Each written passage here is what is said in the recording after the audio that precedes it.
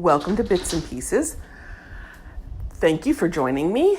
I'm very excited to get to share with you my typical weekend morning breakfast, which I make from anything from leftovers to garden harvest. Today's is stuff from the garden. Today we're making a frittata, and these are the things that I am planning on using to make it. I've got some asparagus and herbs from the garden, which are some chives, some lemon thyme, and some basil, 3 eggs, some onion, a little bit of Feta cheese, an ounce of almond milk, and some salt and pepper, and a little bit of leftover ham. I'd like to apologize first for not centering my camera better for my workspace. There I saved the root end of the onion to try to root it and start some more onion. And then I'm putting my onion peels into my broth box that goes into the freezer. And then I'm going to go ahead and chop this onion. I'm only going to use about 1/4 of an onion. And then we will start prepping the asparagus. And the pauses are me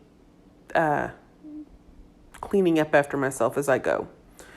But yeah, I'm removing the ends of the asparagus that are tough so that I'm just using the tender parts of the asparagus. And I use like the ones that are starting to go limp or very, very thin, so they don't do good for just roasting.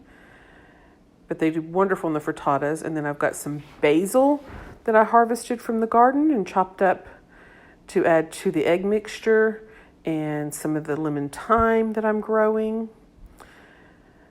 And I'm saving the stems in the broth box. And then I've got some onion leaves that will go on top of my frittata. I try to prep everything all at once in the beginning. And then I've got that little bit of ham. It actually turns into a significant amount once you get it all chopped up. And then I'm setting aside a tablespoon of the Feta and putting the rest in the fridge. And then I've got 3 eggs. I went ahead and washed the bowl that they were in and just reused it to mix them. Add a little bit of salt and pepper and the 1 ounce of almond milk. I don't always measure it. Sometimes I just throw some in the herbs. Here I'm sauteing the onions and asparagus in bacon drippings. Topped it with some Feta. Baked it in the oven for 10 minutes at 350 degrees. I'm actually very proud with how pretty this turned out. And then I served it, divided in 2 for 2 people, and served it with some strawberries.